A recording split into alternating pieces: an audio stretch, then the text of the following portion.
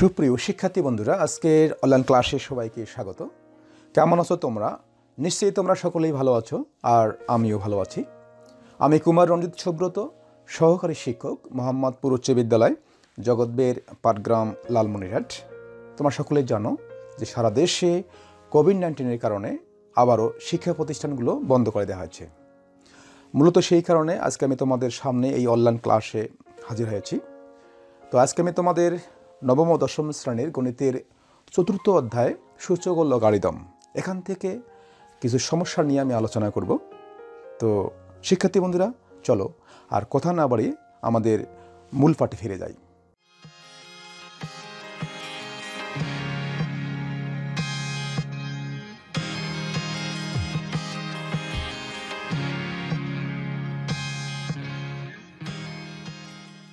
চতুর্থ অধ্যায় সূচক ও লগারিদম, অনুশীলনী ৪.১। শিক্ষার্থী বন্ধুরা, তোমরা সকলে জানো যে তোমাদের গণিতের যে সমস্যাগুলো সেগুলো অধ্যায় ভিত্তিক ধারাবাহিকভাবে আমি বিভিন্ন সমস্যাগুলোর সমাধান করে দেওয়ার চেষ্টা করছি। তো আমি এই অনুশীলনীর ১ থেকে ১২ পর্যন্ত সমস্যাগুলোর সমাধান এর আগে করে দিয়েছি। আজকে আমি ১৩ নম্বর এবং ১৪ নম্বর এই দুটি সমস্যা নিয়ে আলোচনা করব। তো প্রথমে ১৩ নম্বর সমস্যাটি, এটি প্রমাণ করতে হবে।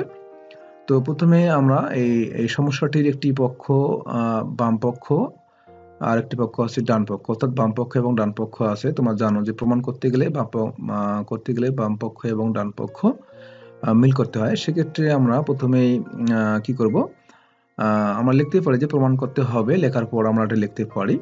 তারপরে আমরা এটা বাম পক্ষ দিয়ে শুরু করব। তো বাম পক্ষটি লিখবো এভাবে, এই সমীকরণটা যে বাম পক্ষ আছে, বাম পক্ষ লেখার পর সেটা লিখবো। লেখার পর আমরা এখানে এখন আমরা যে সূত্রটি প্রয়োগ করব সেটি আমাকে অবশ্যই আগে থেকে চিন্তা করে নিতে হবে, আসলে এখানে কোন সূত্রটি প্রয়োগ করলে সহজেই আমরা এই সমস্যাটি সমাধান করতে পারবো। তো এখানে আমি একটি সূত্র প্রয়োগ করেছি, সেটি হচ্ছে আমি এখানে দিয়েছি সূত্রটা।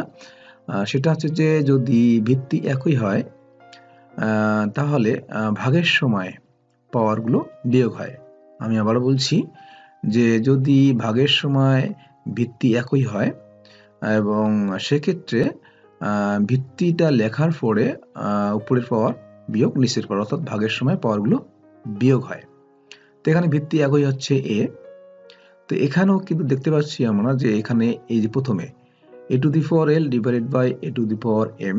তো সেক্ষেত্রে যেহেতু এটা ভিত্তি একই, এ ভিত্তি হচ্ছে এ, তাহলে অবশ্যই আমরা এ লেখার পর কি হবে, উপরের পাওয়ার এল মাইনাস নিচের পাওয়ার এম। তারপর একটা বন্ধনী দিয়ে আমরা যেহেতু এই পাওয়ারটা আগের থেকে ছিল সেটা আমরা লিখব। ঠিক একইভাবে বাকি দুইটিও কিন্তু আমরা একই নিয়মে করব। তারপর আমি বলছি যে এটা কি হবে, তাহলে a to the power m minus n, তারপরে বন্ধনী দিয়ে আমরা এই বাহিরের যে পাওয়ারটি আছে l সেটা লিখব। তারপরে হচ্ছে এখানেও a to the power n divided by a to the power l, তাহলে অবশ্যই আমরা a লেখার পর n minus l হবে পাওয়ার, তারপরে বন্ধনী দিয়ে এই পাওয়ারটা লিখব। এখন আমরা এখানে যেটা করেছি সেটা হচ্ছে যে আমরা জানি যে পাওয়ারে গুণ করতে হয়। সেক্ষেত্রে আমরা এটা গুণ করেছি, যেহেতু এখানে এই যে a to the power l minus m, আবার পুরোটির উপরে পাওয়ার আছে n, তাহলে আমরা n দিয়ে এই পাওয়ারটাকে গুণ করব। তাহলে গুণ করলে হচ্ছে ln minus mn ইন্টু, এখানেও ঠিক একইভাবে আমরা সেম কাজই করব। তাহলে a to the power ml minus nl বা ln into a to the power mn minus ml। তাহলে পাওয়ার পরে গুণ করা হয়েছে। এখন আমরা এখানে আরেকটি সূত্র প্রয়োগ করতে হবে। তো এখানে আমরা কোন সূত্রটি প্রয়োগ করব সেটি অবশ্যই আমরা চিন্তা করব। তো এখানে আমরা দেখতে পাচ্ছি যে এখানে ভিত্তিটা একই, কিন্তু কি করা আছে, এখানে গুণ অবস্থায় আছে। সেক্ষেত্রে আমরা জানি যে এখানে গুণের সময় যদি ভিত্তি একই হয় তাহলে পাওয়ারগুলো যোগ হয়। আমরা এখানে সূত্রটি তোমাদের বোঝানোর জন্য আমি এখানে লিখেছি যে এখানে দেখো যে গুণের সময় ভিত্তি একই হওয়ার কারণে পাওয়ার গুলো যোগ হয়েছে, এখানেও তাই। তাহলে যেহেতু এটা ভিত্তি একই, সেক্ষেত্রে আমরা ভিত্তিটা এখানে লিখবো এ, লেখার পর এই পাওয়ার যোগ এই পাওয়ার যোগ এই পাওয়ার, আমি কিন্তু তাই করেছি। এই যে এই পাওয়ারটা হচ্ছে এটা ln মাইনাস mn যোগ এই পাওয়ারটা ml মাইনাস ln যোগ এই পাওয়ারটা mn মাইনাস ml। তো এখন আমরা দেখতে পাচ্ছি যে পাওয়ারের মধ্যে যে এটা যে আছে, এই যে এটা লিখেছি এখানে, কিন্তু আমরা দেখতে পাচ্ছি যে প্লাস ln মাইনাস ln, এটা আমরা কেটে দিব বা কেটে দিতে পারি। তারপর হচ্ছে মাইনাস mn প্লাস mn, তারপর হচ্ছে মাইনাস ml প্লাস ml আমরা কেটে দিব, অর্থাৎ কাটাকাটি করব। কাটাকাটি করার পরে থাকতেছে এর উপরে, অর্থাৎ এখানে যেহেতু সব কাটা গেছে, সেক্ষেত্রে আমরা এখানে বাকি থাকবে, অর্থাৎ কিছু বাকি থাকবে না, সেক্ষেত্রে আমরা কোনো কিছু না থাকলে অবশ্যই এখানে আমরা 0 লিখব, তার মানে a টু দি পাওয়ার 0। তো a to the power 0 equal to 1, কেননা সূত্র একটা আছে যে a to the power 0 equal to 1, অর্থাৎ কোনো কিছুর উপরে যদি পাওয়ার 0 হয় তাহলে সেটার মান হচ্ছে 1। সেই সূত্র মতে আমরা এখানে 1 লিখতে পারি। তো এখানে ডান পক্ষ 1 ছিল, কাজেই আমরা এখানে ডান পক্ষ লিখতে পারি। অতএব আমরা লিখব বাম পক্ষ সমান ডান পক্ষ, প্রমাণিত। তো শিক্ষার্থী বন্ধুরা, আমরা এই 13 নম্বর সমস্যাটি সমাধান করলাম। এখন আমরা 14 নম্বর যে সমস্যাটি আছে সেটা আমরা এখন দেখব।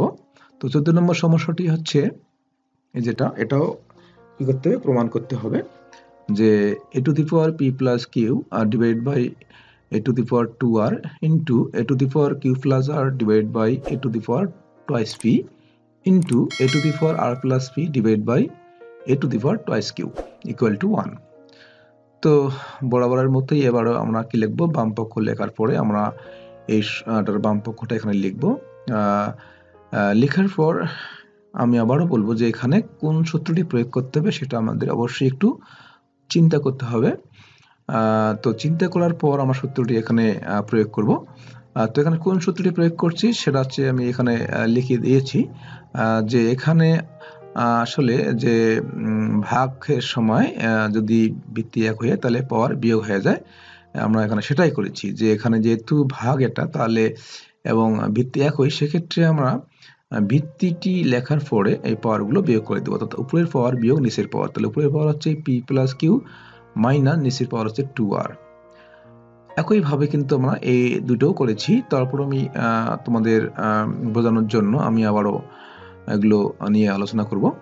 তো যাই হোক, এখানেও একইভাবে এখানেও আমরা a লেখার পর এই যে q plus r minus 2p লিখবো, ইন্টু তারপর হচ্ছে a লেখার পর একইভাবে যেহেতু একই ভিত্তি, তারপর হচ্ছে এই যে r প্লাস p, উপরের পাওয়ার r প্লাস p মাইনাস নিচের পাওয়ার হচ্ছে 2q। এখন আমরা এখানে যে সূত্রটি প্রয়োগ করব সেটি হচ্ছে যে যেহেতু এটা গুণ অবস্থায় আছে এবং ভিত্তি একই, সেক্ষেত্রে গুণের সময় পাওয়ার যোগ হয়, সেটা আমরা এখানে সূত্রটি দেখতে পাচ্ছি যে এখানে ভিত্তি একই, সেক্ষেত্রে এই দুইটা গুণ করলে ভিত্তিটি লেখার পরে এখানে উপরে কি হয়, পাওয়ারগুলো যোগ করে দিতে হবে।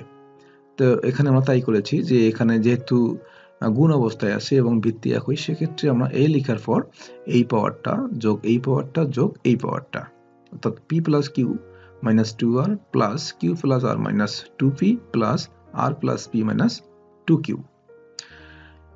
তো এখন আমরা যে কাজটি করব সেটি হচ্ছে যে এখানে এই যে এই p আর এই p হচ্ছে 2p, তারপর হচ্ছে এই q এবং এই q, তো হচ্ছে 2q, তারপর হচ্ছে এই r এবং এই r 2r, তারপর হচ্ছে এই মাইনাস 2r, তারপর হচ্ছে মাইনাস 2p মাইনাস 2q।